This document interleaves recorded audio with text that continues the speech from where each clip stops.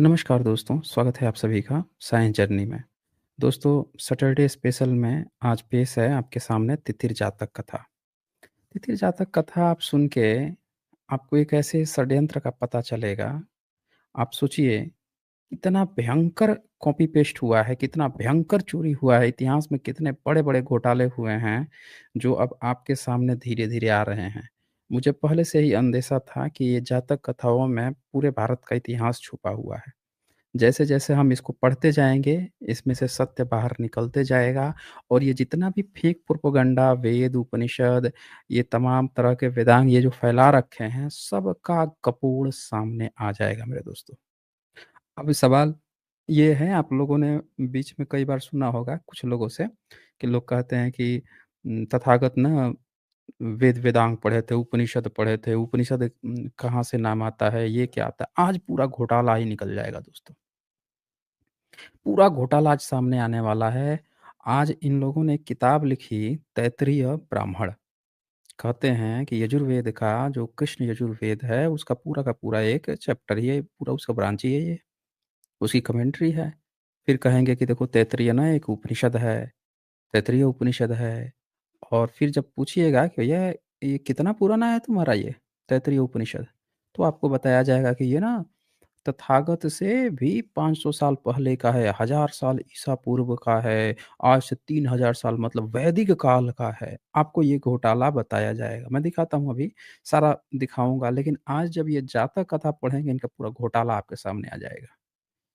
इतिहास को थोड़ी-सी बारीकी से आप पकड़िएगा, तो इनका पूरा का पूरा ए टू जेड कच्चा चिट्ठा जो है ना, सब सामने आ जाने वाला है दोस्तों।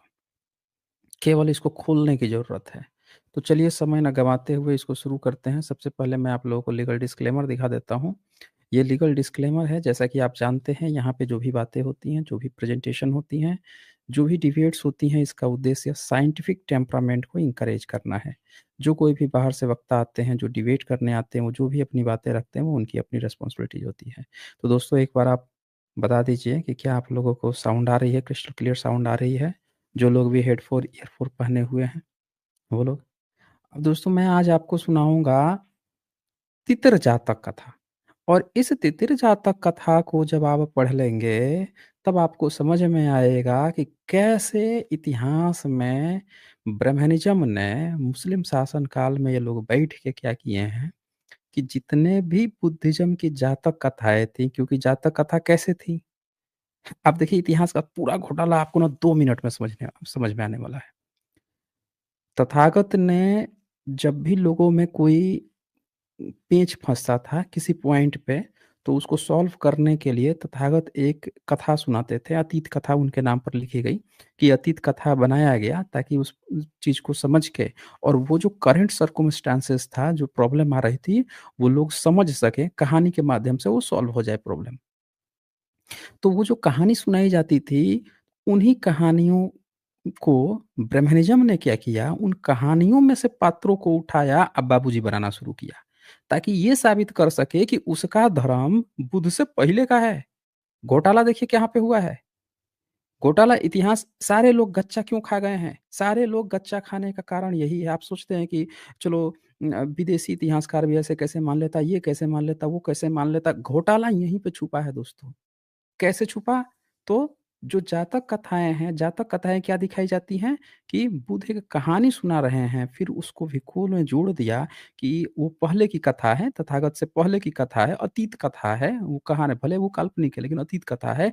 ब्रह्मनिज़्म ने क्या किया, उन्हीं अतीत कथाओं के किरदारों को उठा के ये दिखाया कि देखो बुद्ध से सब पहले के हैं। चाहे राम जातक मतलब जो दशरथ जातक कथा में से राम बोधिसत्व को उठाया उसने और फिर दिखाने लगा कि देखो तो पुराना है। फिर वासुदेव को उठाया उसने, शाम को उठाया उसने।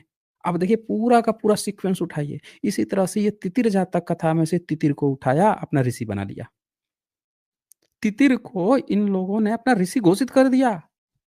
भाई साहब, और कैसे घोषित किया है वो मैं आपको दिखाऊँगा, आपको देखकर एकदम हैरान हो जाएँगे, कि कैसे इन लोगों ने चोरी किया, कैसे सब के सब जो हैं अच्छा हाँ, हो सकता है और फिर आपको कहानी बता दी जाएगी कि तथागत उल्टा पढ़ाया जाएगा। उल्टा क्या बताया जाएगा कि तथागत ना उपनिषद पढ़े थे। अबे उपनिषद तथागत पढ़े थे तो तुम लोगों को काहे नहीं कोई उपनिषद का सबूत मिल गया भाई? इन लोगों ने पूरे वेद उपनिषद की ही रचना की है, बाद में की और किस आधार पे की तो बुद्ध के जातक कथाओं के आधार पे। अतीत कथाओं के आधार पर उसको उठा-उठा के इन्होंने अपने पिताजी अच्छा इनको शर्म भी नहीं आती। शर्म कैसे नहीं आएगी? अब बताइए ये तीतर है, तीतर ना आप जानते हैं पंछी होता है। अब तीतर पंछी क्या होता है तीतर पंछी? अतीत कथा है, बोधिसत्व है, पंचशील का सिद्धांत दे रहा है। ये अपनी कहानी में क्या बना देंगे कि हमारे ऋषि थे, ज्ञान हासिल करने के लिए तीतर बन गए थे भाई साहब, इसीलिए हमारा तैत्तिरीय ब्राह्मण बन गया। देख रहे हैं? अब आप कह रहे होंगे कि ये कैसे-कैसे है? आइए थोड़ा-सा भीतर घुसते हैं, फिर मैं आपको जातक कथा सुनाता हूँ। ये देखिए, इन्होंने एक फेक एक्सप्लेनेशन नेट पे इन्होंने फेक एक्सप्लेनेशन क्या दे रखा है कि तैत्तिरीय ब्राह्मण का नाम तैत्तिरीय इसलिए पड़ा क्योंकि ये ऋषि तित्तर से जुड़ा हुआ है। क्या इन्होंने बताया? ऋषि तित्तर से जुड़ा हुआ, तितरी से जुड़ा हुआ है। ये तितरी या टिहरी कौन है? टिटहरी कौन है ये? मैं दिखाऊँगा आज तित्तर जातक कथा बताता हूँ, फिर आपको पूरा का पूरा ए टू जेड क्लियर हो जाएगा।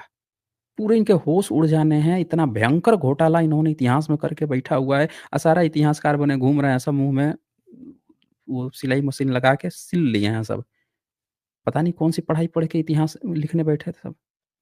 अब क्या कहते हैं, एक कथा के अनुसार जब ऋषि याज्ञवल्क्य ने अपने गुरु वैशंपायन के दिए ज्ञान को उगल दिया, देख रहे हैं? उगल दिया।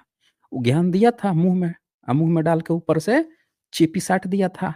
ये मुँह भीतर रखना पे उगलना मत बाहर। लेकिन वो तो खीर था। पता नहीं खी खाना होगा तभी ना उगलेगा भाई, हैं? ज्ञान कैसे उगल दिया? हमको तो समझ में नहीं आ रहा है कि क्या खीर था, क्या था भाई? तो क्या कहता है वैशंपायन के दिए ज्ञान को उगल दिया। अबे क्या उगल दिया भाई? कैसे दिया था भाई? मुँह में कैसे दे दिया था ज्ञान? अबे दिमाग में से तो उल्टी नहीं होती है, उल्टी तो मुँह से होती है। मुँह में क्या दिया था भाई? किस तरह का ज्ञान दे दिया था? कि सीधे वोमिटिंग कर दिया, उगल दिया? हैं? कहता है उगल दिया। तो वैशंपायन के अन्य शिष्यों ने मुँह से उगल दिया भाई साहब ज्ञान। तो वेस्पायन के अन्य शिष्य जो थे, वो कहे भैया ये तो ज्ञान है, ये जो उगल रहे हैं, मुँह से इनके जो निकल रहा है, वेस्पायन जी मुँह में दिए थे, मुँह में से निकाल दिए, जब नीचे गिर रहा है। तो नीचे गिर रहा है तो भाई साहब आपको क्या करना है? हाँ, इसको ना ले लेना है, ज्ञान है, एक बूँद भी नीचे नहीं गिरनी चाहिए भाई साहब। तो तुरंत बन गए पंछी ये, तितिर पंछी बन गए। हम नहीं कह रहे हैं कहानी, ये नेट पे लिखा हुआ है भाई, हम नेट पे उठाए हैं। देख लीजिए, आप सर्च कीजिए तैत्तिरीय ब्राह्मण का, ये मिल जाएगा आपको कहानी। अब क्या होता है यहाँ पे कि भाई साहब तितिर पंछी बाकी किसी से कह रहे हैं, "ए ज्ञान उगल रहा है भाई, ज्ञान गिर रहा है इनके मुँह में से।" देखिए वैशंपायन जी तो मुँह में दिए थे, मुँह में से इनके ज्ञान उगल दिए, पचा नहीं पाए ज्ञान को। उगल रहे हैं भैया आप आओ, तीतिर बन गए बाकी ऋषि लोग। जाके शिष्य लोग जो हैं वो जाके ग्रहण कर लिए भाई साहब। देख रहे हैं वोमिटिंग ग्रहण कर लिए। इस प्रकार इस शाखा को तैत्तिरीय के नाम से जाने लगा। आपको सही लग रहा है ये कहानी? भई आप भी इंसान हैं, हम सब भी इंसान हैं। आज से 1000, 1500, 2000 साल, 2500 साल पहले भी तो इंसान ही तो रहे होंगे। ये कहानी आपको सही लग रही है?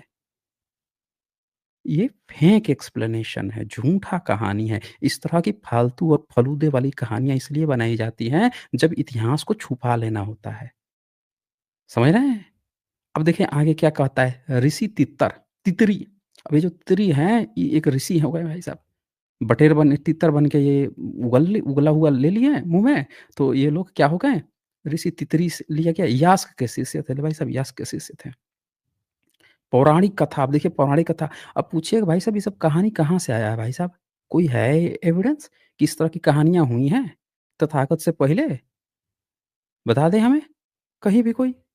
तो यहाँ पे एक बात समझना होगा दोस्तों कि ये फेक एक्सप्लेनेशन क्यों बनाई जाती है, ताकि एक्चुअल जो तैत्तिरीय नाम जो बुद्धिज़्म में आया है, उस शब्द को छुपा दिया जाए। ये बुद्धिज़्म का शब्द है तैत्तिरीय। ये तैत्तिरीय ब्रह्मचर्य एक्चुअल में इसका नाम है बुद्धिज़्म में। और ये बोधिसत्व थे तैत्तिरीय, जो कि ये अभी तितरी जो तितरी जातक कथा सुनाऊँगा उसमें आएगा अभी आपको, मैं पूरा डिटेल्स में दिखाऊँगा। तो उस चीज़ को इन लोगों ने छुपाने के लिए मैं क्या कहता हूँ बुद्धिज़्म के एक-एक वर्ड से कई सारी रचनाएँ, किताबों के ग्रंथों की रचना हो गई और ब्रह्मनिज़्म ने जो रचना की हर एक शब्द को बुद्धिज़्म उसने क्या किया दबाने का काम किया, गायब करने का काम किया। वहाँ पे ब्रह्मनिज़्म के शब्द ला दिया ताकि लोग क्या समझे कि ये शब्द ही ब्रह्मनिज़्म का है और अपना पूरी तरह से इतिहास भूल जाए और हर एक बुद्धिज़्म के शब्द पे पूरे ब्रह्मनिज़्म का कब्ज़ा हो जाए। यही तो हुआ है, तभी तो आज का हिंदू समझ नहीं पा रहा है कि वो बुद्धिज़्म बुद्धिस्ट कब था, हिंदू कब बन गया? वो यही इसीलिए तो नहीं समझ पा रहा है। दोस्तों बहुत ही इम्पोर्टेंट है, बहुत ध्यान से आप लोग इस चीज़ को समझिए और लोगों तक सच्चाई पहुँचाइए क्योंकि कोई बताने वाला है नहीं, मैं बता रहा हूँ। अब ये देखिए, फिर से इन आप सर्च करेंगे ना इनके, ये लोग क्या अपना एक्सप्लेनेशन देते हैं इस बारे में, तो फिर से देखिए क्या लिखता है अपने विकिपीडिया पेज पे। इन लोगों ने अपनी वेबसाइट बनाई है और देखिए क्या इनको शर्म भी नहीं आती। बिल्कुल बेशर्म लोग हैं ये। मतलब इस तरह से कोई किताब जो आज आप किसी के हाथ में दे रहे हो, उसकी कहानी किताब कैसे आया है, उसकी आप ऐसी फालतू और फलूदे वाली कहानी सुना रहे हो, उसके इतिहास पे। देखिए क्या कहानी सुनाता है कि ऋषि वैशंपायन नहीं चाहते थे कि याज्ञवल्क्य को सिखाया ज्ञान व्यर्थ जाए। याज्ञवल्क्य को सिखाए थे लेकिन वो चाहते नहीं थे कि व्यर्थ जाए। तो उनके शिष्यों ने अशोषित और पुनः आत्मसात किया, वही टिटरी बन के फिर से उगला हुआ चीज़ ले लिए। इस ज्ञान को ग्रहण करने के लिए तितरी पंछी तितर का रूप धारण किया। बताइए इनके जो ऋषि थे तितर बन गए भाई साहब। इंसान बन के तो ज्ञान नहीं ले पा रहे थे। एक ही बंदा ज्ञान लिया था, वो भी उगल दिया।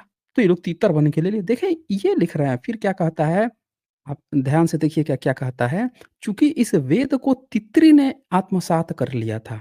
तितर बन के लोग ज्ञान लिए थे इस वेद को। वेद मतलब वेद क्या होता है? ज्ञान को वेद कहते हैं। तो कोई नाम नहीं है, ये भी वेद ही है तितर। तो इसीलिए इस शाखा को यजुर्वेद की तैत्तिरीय शाखा के रूप में जाने जाने लगा। समझ रहे हैं? किस रूप में जाने जाने लगा? यजुर्वेद की तैत्तिरीय शाखा। अब आप समझ गए होंगे कि इन्होंने वेद कब बनाए हैं, उपनिषद कब बनाए हैं। आइए अब मैं आप लोगों को सीधे समय ना गँवाते हुए दिखाता हूँ, जातक कथा दिखाता हूँ ताकि आपको पूरा पिक्चर क्लियर हो सके। और देखिए तैत्तिरीय उपनिषद के बारे में और ये क्या लिखते हैं, ये लिखते हैं कि संस्कृत ये प्रमुख 10 उपनिषदों में से एक है, यह वेदों की एक पूरी शाखा का हिस्सा है। देख रहे हैं? शाखा शाखा का वेद का हिस्सा है। अब इनके पूरा आपको समझ में आ जाएगा कि ये क्यों लोग कन्फ्यूज़ हैं, इतिहासकार भी क्यों मुँह सिल के बैठा हुआ है, बोलता नहीं है, क्यों किस अंदरूनी गहराई में घुसने की ज़रूरत है जहाँ घुस ही नहीं पाया है वो। फिर ये कृष्ण यजुर्वेद तैत्तिरीय शक कहा जाता है। शक बताइए शक शब्द लेके आ रहे हैं। शुक्ल यजुर्वेद शक के अंतर्गत उपनिषद शक कहा जाता था शाक्य लोगों को। सम्राट अशोक के इंस्क्रिप्शन पर शक शब्द आया है, वो शाक्य लोगों को कहा जाता था। ईसा उपनिषद ये देखिए ये सारा चीज़। अब मैं आपको आइए जातक कथा सुनाता हूँ, फिर मैं दिखाता हूँ कि तैत्तिरीय शब्द आया कहाँ से है। ये है तितिर जातक कथा। दरअसल हुआ क्या था कि श्रावस्ती में तथागत जो हैं वो श्रावस्ती के जेतवन में रहते थे, वहाँ पे वहाँ से लोगों को अपने ज्ञान-विज्ञान दिया करते थे। तो अनाथ पिंडक जो है ना, वहाँ पे विहार बनवाया और दूत भेजा कि तथागत को कि भैया आइए, हमारे यहाँ आइए, हम बहुत अच्छा विहार बनवाए हैं। तो बुद्ध जो हैं वो राजगृह से निकले, अब वैशाली पहुँचे। फिर वहाँ इच्छानुसार विहार कर श्रावस्ती जाने के विचार से चारिका करने के लिए निकल गए। तो जब जा रहे हैं तो उनको क्या पता चला, उनको ये पता चलता है कि बहुत सारे भिक्षु जो हैं, वो आपस में रहने के लिए उनमें ना मारा-मारी हो जाता था। वो क्या करते थे कि उनको समझ में नहीं आता था कि देखते थे कि यहाँ पे शयन कक्ष है, ये है, तो सब होड़ लगती थी कि हमको मिल जाता तो हम जाके यहाँ पे आराम कर लेते। एक बार हमको मिल गया तो हम यहाँ पे रहेंगे।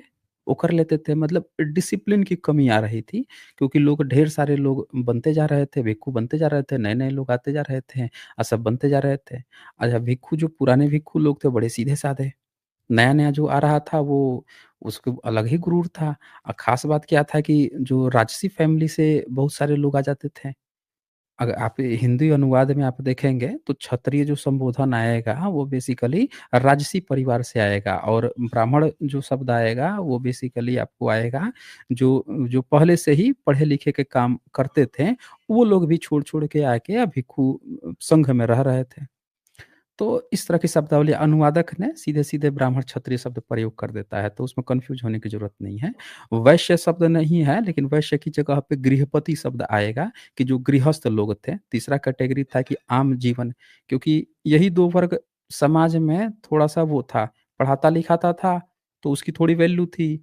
और जो राजसी परिवार से था तो उसकी भी वैल्यू थी कि वही राजसी परिवार से है। अब बाकी तीसरा कैटेगरी बचता था गृहस्थ लोगों का, जो खेती-बाड़ी करते थे, इस यही तीनों कैटेगरी चलती थी।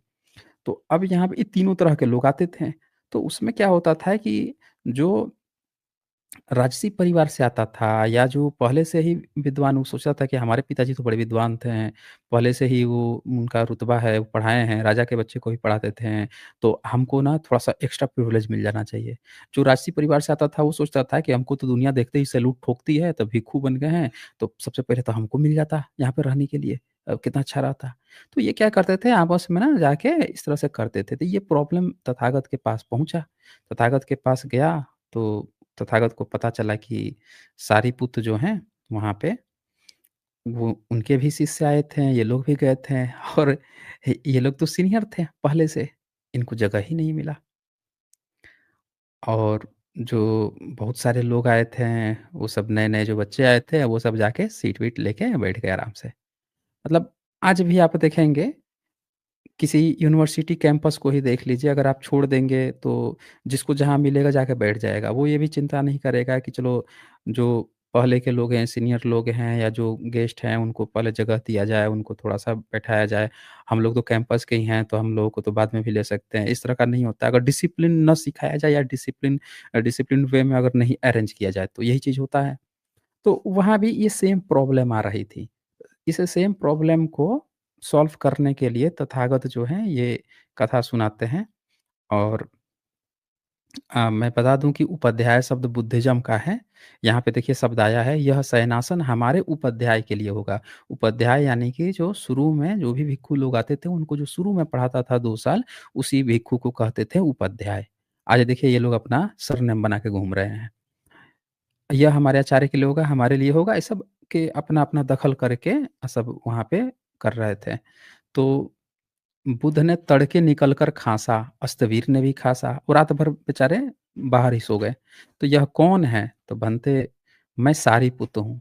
सारीपुत तू इस समय यहाँ क्या कर रहा है? तो उसने सब हाल बता दिया कि हमको तो जगह ही नहीं मिली थी, बाहर हमको सोना पड़ा। तो बुध को अस्तवीर की बात सुनकर यह सोचते-सोचते कि जब मेरे जीते जी ही भिक्षु एक-दूसरे के प्रति गौरव तथा सम्मान पूर्वक नहीं विचरते, तो मेरे परिनिर्वाण प्राप्त कर लेने पर यह क्या करेंगे? धर्म संवेग उत्पन्न हुआ। तो उनको समझ में आया ये बात कि डिसिप्लिन जो है वो लाना ज़रूरी है।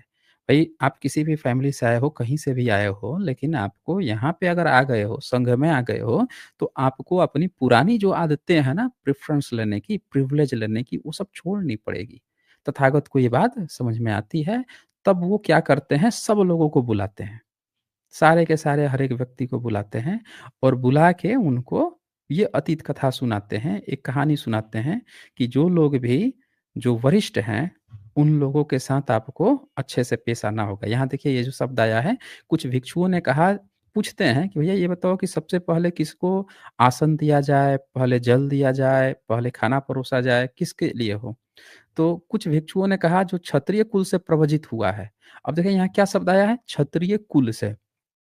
क्षत्रिय कुल से प्रवजित का मतलब क्या हुआ? इसका ये मतलब हुआ कि वैसे लोग जो राजसी परिवार से, राजा राजघराने वगैरह से थे, वो लोग आए थे, भिक्षु बन रहे थे। यहाँ इसका ये कतई मतलब नहीं हुआ कि कोई इस तरह की कोई जाति थी स्पेशल, नहीं। तो अगर जाति होती तो भिक्षु बनने काहे लिए आते? समझ रहे ना? वो तो इसलिए आ जा रहे थे क्योंकि हर एक व्यक्ति को लगता था कि तथागत के संग से ही हमारा जीवन गुज़र सकता है, इससे बेहतर लाइफ़ कहीं नहीं मिल सकती है। तो राज-पाट सब चीज़ छोड़-छाड़ के आ जाते थे। लेकिन उसके अंदर का जो प्रिविलेज लेने की जो सदियों से आदत उनकी पड़ी हुई थी, हमेशा से देखते आए थे, हर जगह जाते थे, लोग सैल्यूट ठोकते थे, हर जगह तुरंत उनको दिया जाता था, वही आदत यहाँ पे भी पहले से थी। तो वो क्या कहते हैं कि भई सबसे पहले तो जो क्षत्रिय को राजसी परिवार से आया तो उसको प्रेफ़रेंस मिलना चाहिए। कुछ ने कहा जो ब्राह्मण कुल से हो, ब्राह्मण कुल मतलब जो पहले पढ़ाई-लिखाई काम में लिप्त हुआ है, सब लोग गुरु मानते ही थे, तो भैया उनको पहले प्रेफ़रेंस दिया जाए। तो फिर कहता है और जो गृहपति कुल मतलब देखिए यहाँ वैश्य नहीं है, यहाँ वर्ण व्यवस्था का ज़िक्र नहीं है। ना वैश्य है, ना शूद्र है। यहाँ पे मैंने आपको बता दिया कि एक राजसी परिवार और दूसरा पढ़ाता-लिखाता था वो, इसलिए तीसरा जो शब्द है वो गृहपति कुल है। ब्रैकेट में समझाने के लिए वैश्य कुल लिख दिया है। चौथा का तो नाम ही नहीं आएगा क्योंकि चौथा उस समय वर्ण व्यवस्था थी नहीं, सारे के सारे लोग जो हैं वो गृहस्थ ही कहलाते थे। गृहस्थ, भिक्षु और राजा राजतंत्र यही 3 चीज़ चलती थी। तो क्या अब ये तीनों में कहते हैं कि भई इनको दिया जाए, इनको दिया जाए। तो ये समझ गए तथागत कि लोगों में बहुत ज़्यादा कन्फ्यूज़न है। इनको जो है हमको समझाना चाहिए जातकों के माध्यम से। तब वो एक जातक सुनाते हैं और वो जातक में ये बताते हैं, ये ये कथा सुनाते हैं वो, अतीत कथा। कहते हैं कि हिमालय के पास एक बड़ा बरगद का पेड़ था। तो वो जो बरगद का पेड़ था, वहाँ पे ना 3 रहते थे, 3 लोग रहते थे। एक तितिर रहता था, एक बानर रहता था, एक हाथी रहता था। तीनों मित्र थे, लेकिन तीनों एक-दूसरे का रिस्पेक्ट नहीं करते थे, ना सत्कार करते थे। तीनों अपना-अपना जो मन करे वैसे जीवन चलाते थे। तो कुछ दिन समय गुज़रा तो तीनों जो हैं क्या सोचते हैं आपस में कि यार हम लोगों को ना थोड़ा सिविलाइज़्ड बनना चाहिए। मतलब हम लोगों को थोड़ा सही नहीं लग रहा है। हम ना किसी को रिस्पेक्ट देते हैं, ना आदर-सत्कार करते हैं, जैसे मन करे वैसे चल रहे हैं। ऐसा करें कि हम लोग जो हैं कुछ नियम बनाते हैं और उस नियम के अनुसार हम लोग चलेंगे ना, तो बड़ा अच्छा लगेगा, एक सिविलाइज़्ड सोसाइटी हो जाएगी। तो कहते हैं कि ऐसा किया जाए कि जो उम्र में बड़ा है, उसको ना हम रिस्पेक्ट देंगे। जो सबसे बड़ा है, उसको हम रिस्पेक्ट देंगे। अब तीनों में ये बात चलती है कि भैया बड़ा कौन है भाई? कैसे तय होगा? तो तीनों बैठ जाते हैं एक साथ। कहते हैं कि चलो एक काम करो, हाथी भाई तुम बताओ कि तुम ये जो सामने जो बरगद का पेड़ है, इसको तुम कब से जानते हो? तो हाथी बोला कि भई देखिए, मैं ना जब छोटा था, तो ये जो पेड़ है ना, ये जो पेड़ है बरगद का, ये तो इतना छोटा था कि मैं इसके ऊपर से लांघ के चला जाता था और इसके जो पेड़ के जो टहनियाँ होती थी, वो मेरे पेट में गुदगुदाती देती थी। मतलब ये छोटा था, मैं आराम से लांघ के इसको चला जाता था। तो हुआ कि चलो भाई हाथी भाई साहब के समय पेड़ बरगद का तो इतना बड़ा था। आइए अब देखते हैं कि जो हमारे ये बंदर जो हैं, इनके समय में कितना बड़ा पेड़ था। तो बंदर बोलता है, "अरे! मैं जब छोटा था ना, तो पता है ये पेड़ इतना बड़ा था कि मैं छोटा था बिना सर उठाए ही ऐसे मुँह से ही इसके जो ऊपर की जो पत्तियाँ हैं ना, छोटी-मोटी पुलगियाँ जो है ना, वो उसको खा लिया करता था।" तो इनको लगा कि अच्छा इसका मतलब कि बंदर जो है हाथी से भी पुराना है, बूढ़ा है। क्योंकि भाई साहब उसके तो पैर में मतलब पेट में छूते थे और ये तो सोए-सोए ही खा लेता था यानी कि उस समय पेड़ और एकदम छोटा रहा होगा। तब हुआ कि भाई जो तित्तिर है इससे पूछा जाए। तित्तिर को बैठाया गया, बोला गया कि भैया तित्तिर आप बताओ कि आप कब से जानते हो इस पेड़ को? तित्तिर बोला कि अरे पता है मैं ना ये जो पेड़ आपको दिख रहा है, इस पेड़ से पहले ना यहाँ पे एक दूसरा पेड़ था और हम क्या करते थे, मैं क्या करता था कि हमने उसके फल को खा लिया। उसके फल को उठाया और उसको मैं खा गया। खाया, मैंने बीट कर दिया। बीट कर दिया तो उस बीट में से उसका जो बिया है, बीज जो है वो निकला और वो बीज निकल के गिर गया ज़मीन पे। फिर उससे ये पेड़ पैदा हुआ और ये पेड़ आज जो तुम लोग देख रहे हो ना, वो उसका है। मैं तो इसके पहले वाला जो पेड़ था उस समय का मैं जानता हूँ। कहें अच्छा इसका मतलब कि आप ही सबसे बड़े हो, आप ही जेठ हो। जेठ शब्द जो आप सुनते हैं ना, जो कहते हैं ना जेठ है। जेठ मतलब लोग अक्सर हाँ इस्तेमाल करते हैं कि कोई लड़की है, लड़का है, भाई जो बहू है, बहू के हस्बैंड के बड़े भाई के लिए। यहाँ जेठ मतलब एक्चुअल में जेठ मतलब बड़ा होता है। तो इन लोगों को समझ में आया, कहता है कि सो मैं इनके अनुसार उत्पन्न मैं उनके अनु अनुत्पन्न काल से जानता हूँ, इसीलिए मैं तुम दोनों के जन्म से जेठा हूँ। तितिर बताता है। ऐसा कहने पर बंदर और हाथी ने तितिर पंडित से कहा, सौम्य तू हम में जेठा है। तो चल हम आज से तेरा सत्कार करेंगे, गौरव करेंगे, मानेंगे, वंदना करेंगे, जो भी उपासना करेंगे, अभिवादन करेंगे, सेवा करेंगे, हाथ भी जोड़ेंगे क्योंकि तू हम सबसे जेठा है। तू जाति से जेठा है। जाति मतलब जन्म। बुद्धिज़्म में जाति मतलब क्या होता है? जन्म होता है। तो जाति से तू ऊँचा है। जाति से ऊँचा कहने का मतलब जन्म से तू ऊँचा है। यहाँ ध्यान दीजिएगा इन शब्दावलियों को इन चुनमंगा गैंग ने बुद्धिज़्म की शब्दावलियों में भेदभाव पैदा कर दिया। प्राचीन काल में अगर कोई ये बात कहता था कि तू जाति से ऊँचा है, इसका मतलब क्या हुआ? इसका मतलब ये होता था कि तू जन्म से मुझ में बड़ा है, यानी तू मेरा एल्डर है, तू मेरा जेठा है, ये मतलब हुआ। ब्रह्मनिज़्म ने, इन चुनमंगा गैंग ने क्या आपको बताया कि जाति से बड़ा का मतलब क्या होता है? मुँह खोला शब्द गपोड़ा। अब मुँह से हम टपके हुए लोग हैं, तो हम जातिगत हम जन्म से ऊँचे हो गए हैं भाई साहब। हमारे यहाँ जो 10 साल का बच्चा होगा, तुम्हारे यहाँ का 100 साल का, उससे भी हम बाय डिफ़ॉल्ट बड़े हो गए। अब आपको समझ में आ गया होगा मनुस्मृति में ये बात क्यों लिखा है, कि 10 साल का ब्राह्मण जो है, वो 100 साल के क्षत्रिय से भी ऊँचा क्यों है। मैं क्या कहता हूँ, इन्होंने ब्रह्मनिज़्म ने पूरी अपनी किताब ही ब्रह्मनिज़्म की पूरी ए टू जेड किताब बुद्धिज़्म के अगेंस्ट में लिखी गई है, उसके विरोध में लिखी गई है। तथागत ने क्या नियम बनाया कि भई, और ये देखिए ये क्या कहानी बताई जा रही है? ये तो बताई जा रही है मतलब अभी जीव-जंतुओं के बीच में बताई जा रही है, कि वहाँ पे भी उनके अंदर भी इतनी सिविलाइज़ेशन है कि अपने से ऊँचा, जो अपने से बड़ा है उसको रिस्पेक्ट की बात कर रहे हैं। और ब्रह्मनिज़्म ने क्या कहा कि भाई हम तो 10 साल के होंगे, तू 100 साल का हो जाएगा, तो भी तुझे बाप ही मानना पड़ेगा हमें। बड़ा मानना पड़ेगा, ऊँचा जात मानना पड़ेगा। जबकि इसमें ऊँचा जात मतलब जिसका उम्र बड़ा है, उसको आपको रिस्पेक्ट देना पड़ेगा, ये बात सिखाई थी। अब आप जब इनको खोलोगे ना, इनकी किताबें, तो क्या कहेंगे कि देखो तैत्तिरीय उपनिषद में ना मातृदेवो भव, पितृदेवो भव, ये सब बातें लिखी है, गुरुदेवो भव। अबे तो तुमने किया क्या है? तुमने बुद्धिज़्म के ही तो उठा के कॉपी पेस्ट, ये असल में जो तैत्तिरीय है, अभी मैं बताता हूँ कहाँ शब्द आया है ये, किस तरह से है। ये दरअसल बुद्ध कहानी में ये बात बता रहे हैं कि इस तरह से जो तितिर था उसका रिस्पेक्ट होने लगा। देखिए क्या कहते हैं, कहता है कि हाथ जोड़ेंगे, यह सब उचित कर्म करेंगे और तेरे उपदेशानुसार चलेंगे। मतलब तू उम्र में हम सबसे बड़ा है, तूने दुनिया हम सबसे ज़्यादा देखी है, तो तू जो बात कहेगा उसके हिसाब से हम चलेंगे। कि अच्छा, इसके बाद से क्या होता है कि तेरे उपदेशानुसार चलेंगे। तो अब से तू हमें उपदेश देना, अनुशासन करना, हम लोगों को समझाना-बझाना, क्योंकि तुम्हारी उम्र ज़्यादा है, तुमने दुनिया ज़्यादा देखी है।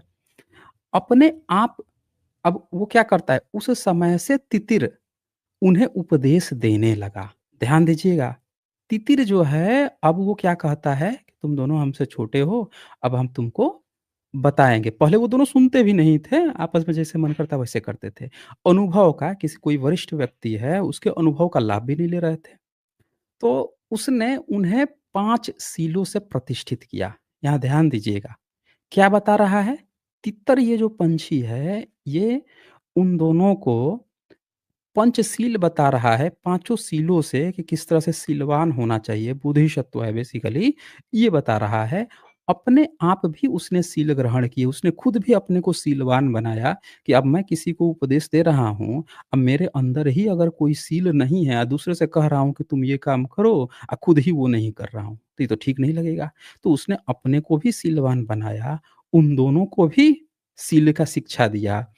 और वे तीनों जने पाँचों सील में प्रतिष्ठित हो गए, पंचशील का पालन करने लगे, एक-दूसरे का आदर करते हैं, सत्कार करते हैं। यहाँ क्या रहा है? एक-दूसरे का, तीनों में रिस्पेक्ट की भावना आ गई जो पहले नहीं थी, अब नियम से बंध गए कि हम सब एक-दूसरे से रिस्पेक्ट से बातें करेंगे, बातें सुनेंगे, बात मानेंगे, सत्कार करते हुए, जीविका करते हुए रहकर जीवन के अंत में देवलोकगामी हुए। देवलोक मतलब दुनिया से जब उनका विलीन हो गए, जो भी चर 4 तत्व है उसमें विलीन हो गए, तो गामी हुए। अब यहाँ पे देखिएगा, ये जो बात आई है तित्तिर का कि तित्तर इसमें ज्येष्ठ है, तो कहते हैं उन तीनों का यह समझौता तैत्तिरीय ब्रह्मचर्य कहलाया। ध्यान दीजिएगा दोस्तों। अब बुद्धा ने पूरे सबको बताया, ये जो प्रॉब्लम आई थी लोग एक-दूसरे को रिस्पेक्ट नहीं कर रहे थे, तो तथागत ने ये बात रखी थी कि देखो वो जो तितर का पंछी था, उस तक ने भी किस तरह से पशु-पंछी डिफरेंट जो थे, अलग-अलग थे, उनके बीच में भी कितना सिविलाइज़ेशन था, जबकि तीनों एक ही प्रजाति के नहीं तो अलग-अलग प्रजाति के थे। फिर भी तो ये इसी नियम को तैत्तिरीय ब्रह्मचर्य कहलाया। तो भिक्षुओं वो तो तिर्यक योनि के प्राणी थे। क्या हैं? तिर्यक योनि के, पशु-पंछी योनि के थे। ये एक-दूसरे का गौरव करते, सत्कार करते, विहरते थे, तो तुम इस प्रकार के सुअख्यात धर्म विनय में प्रवजित होकर भी किस लिए एक-दूसरे का गौरव न करते, सत्कार न करते, विहरते हो?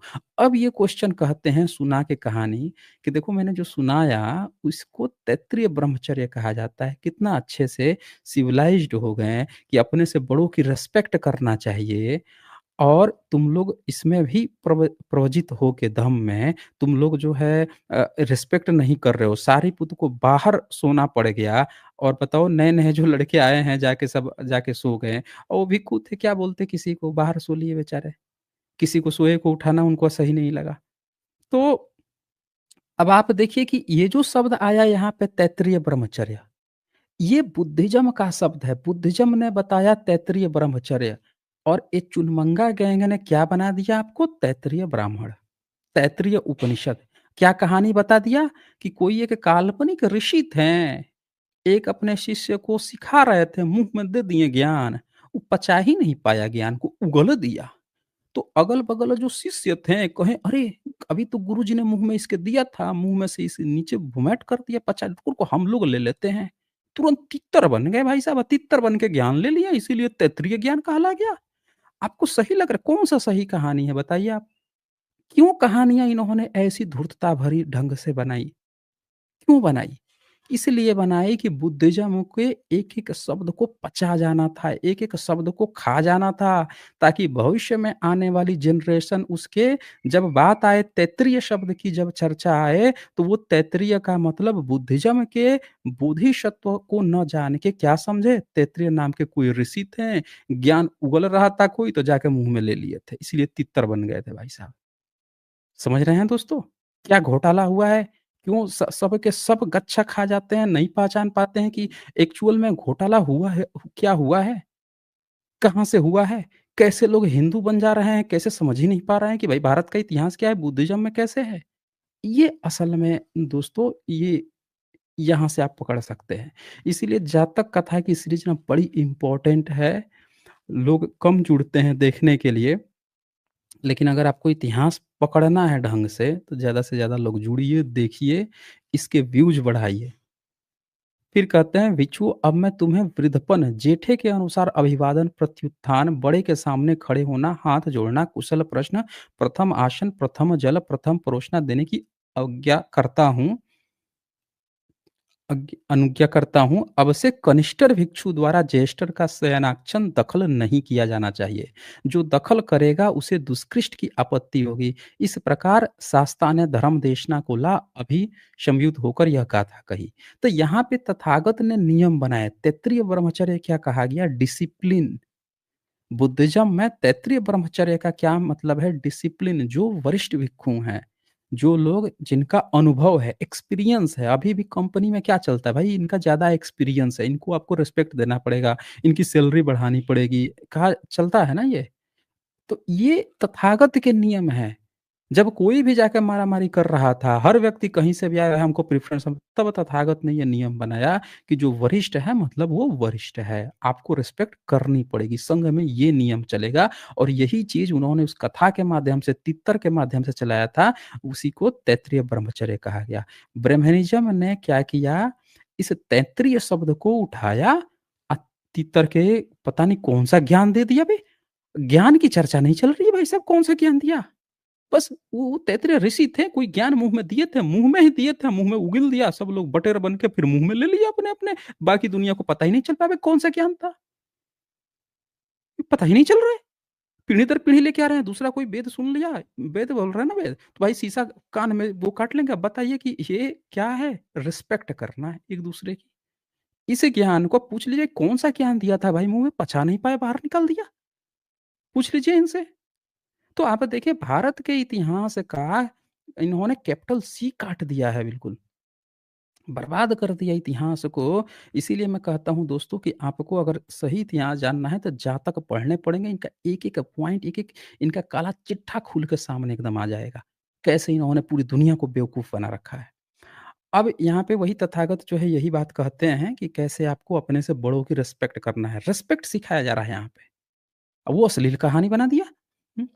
फिर यहाँ पे आप देखिए जो धर्म के ज्ञाता नर बड़ों की पूजा करते हैं, इसी जन्म में प्रशंसा भागी परलोक को सुगति को भागी होते हैं। तो ये बात जो है यहाँ पे आती है, फिर कहते हैं इस प्रकार बुद्ध ने ज्येष्ठों के सत्कार करने के क्रम की प्रशंसा कर मेल मिला जातक का सारांश निकाल दिखाया। उस समय हस्ती नाग यानी जो हाथी था, नाग नाग शब्द वही हाथी को कहा जाता है, हस्ती नाग।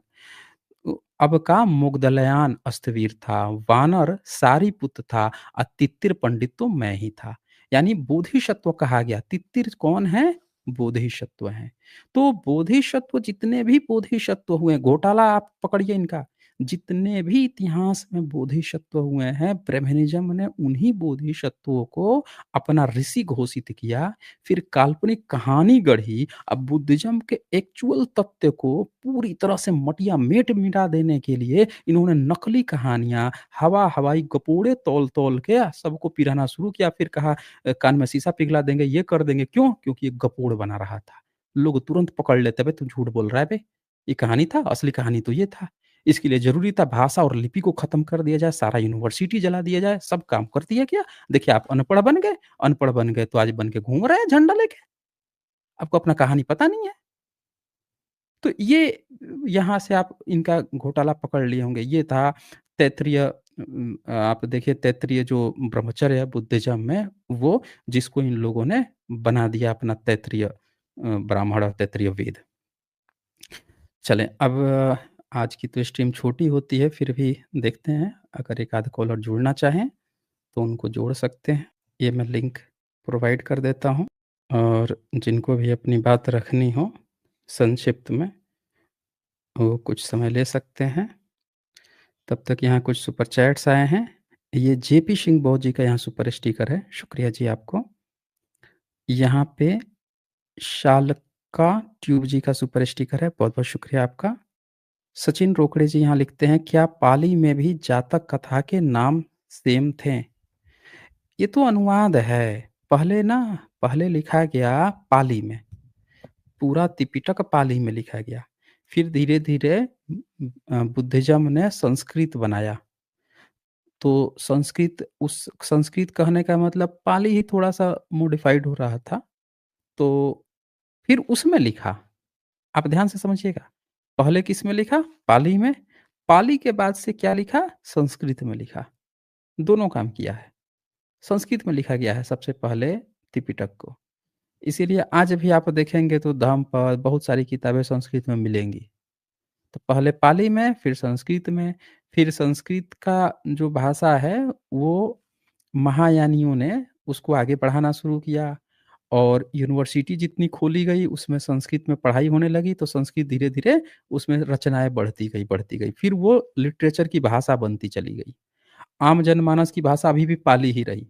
पाली चल रही थी वैसे पैरेलल में, लेकिन धीरे-धीरे लिटरेरी विकास जो है संस्कृत भी आगे बढ़ने लगा।